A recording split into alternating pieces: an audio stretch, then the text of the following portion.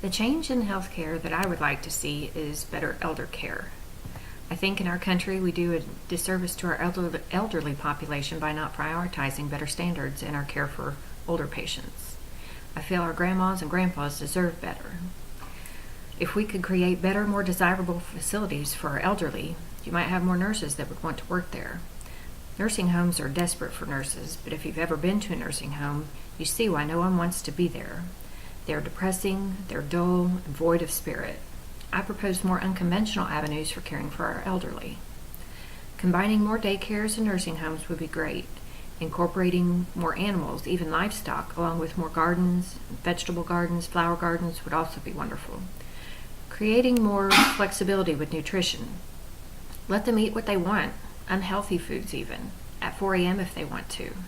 Incorporating more life-filled, purposeful, comforting situations has actually shown to improve otherwise dreary conditions with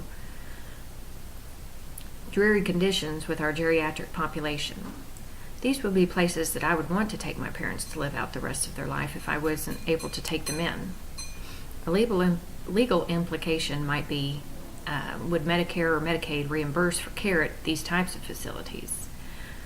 Ethically, I think that we owe everything to the generations that have preceded us.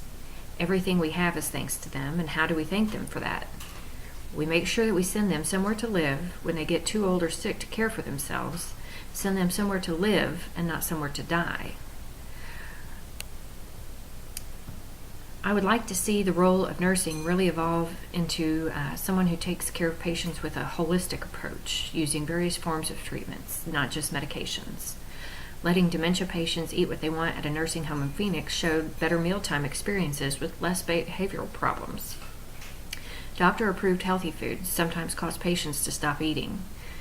When they're at home, they get to eat what they want and have lived that way for decades, and then you get to a facility and everything's restricted.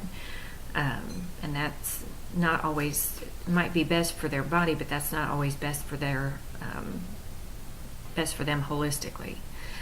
When Dr. Bill Thomas in New York added 2 dogs, 4 cats, several hens, and rabbits, 100 parakeets, along with hundreds of plants, vegetables, and flower gardens, he found it restored patients' desire to do things on their own.